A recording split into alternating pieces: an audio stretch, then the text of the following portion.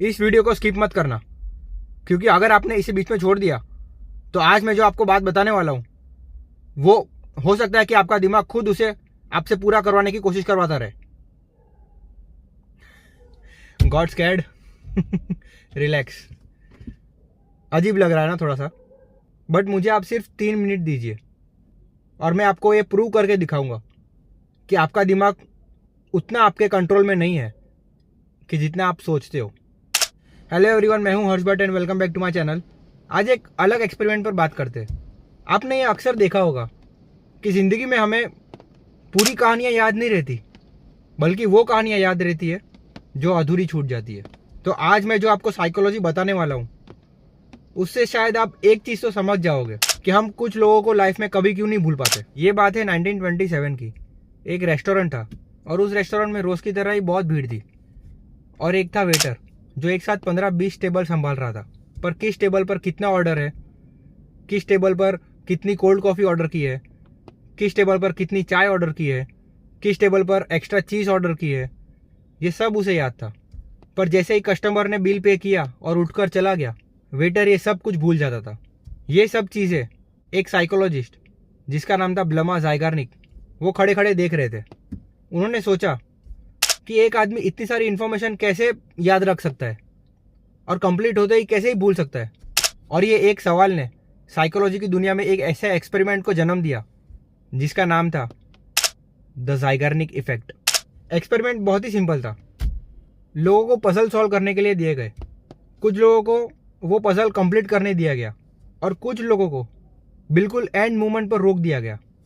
ज़रा सोचो, सिर्फ एक पीस बाकी हो और आपसे लोग कहे कि बस अब आगे पजल सॉल्व करने की ज़रूरत नहीं है। कैसा फ्रस्ट्रेशन होगा। और यही हुआ। जिन लोगों के टास्क अधूरे रह गए थे उनको वो पजल पूरा करने वाले लोगों से ज़्यादा याद रही।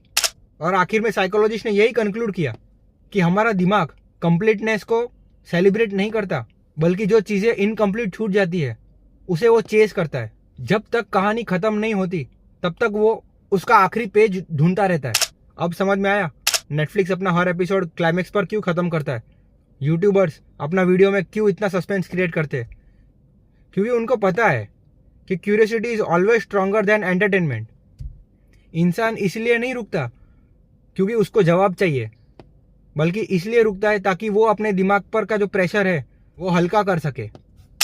लेकिन सबसे डेंजरस ज़ाइगार्निक इफेक्ट नेटफ्लिक्स नहीं करता, बल्कि ज़िंदगी करती है। एक अधूरा प्यार, एक अधूरा रिश्ता, एक अधूरा सपना, एक अधूरी माफ़ी, एक फ़ोन कॉल जो कभी नहीं हुआ, एक आई लव यू जो कभी नहीं बोला। ये सब चीज़ें हमें इसलिए याद रहते हैं क्योंकि दिमाग अपना क्लोजर मांग रहा होता है। ये सब अधूरी चीज़ है जो हम सोचते हैं कि काश कंप्लीट हो जाती, काश हम कर पाते।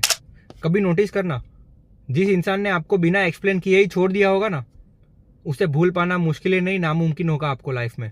इसलिए नहीं कि आप उससे बहुत प्यार करते थे, बल्कि इसलिए कि कहानी ख़त्म ही नहीं हुई थी, कहानी अभी अधूरी थी। अब आता है एक सवाल कि अगर हमारा दिमाग उस अधूरे काम को नहीं छोड़ता है तो क्या हम उसे अपने फेवर के लिए यूज़ कर सकते हैं? बिल्कुल कर सकते हैं। अगर आपको कल से जिम जाना है तो ये मत सोचो कि 1 घंटा 2 घंटा वर्कआउट करना पड़ेगा। बस शूज़ पहनो और निकल जाओ। अगर आपको पढ़ना है तो सीधा बुक खोलो और पढ़ने लग जाओ, एक्शन आउट करो। अगर आपको यूट्यूब वीडियो बनाने हैं तो ये मत सोचो कि मैं कैसा लगूंगा या लोग क्या कहेंगे। बस वीडियो बनाओ और पोस्ट करो। क्योंकि आप जब शुरुआत कर देते हो तो आपका दिमाग उस काम को कंप्लीट करने के लिए आपको खुद ही धक्का देने लगता है। सक्सेस की शुरुआत मोटिवेशन से नहीं होती, बल्कि एक छोटे से बिगनिंग से होती है।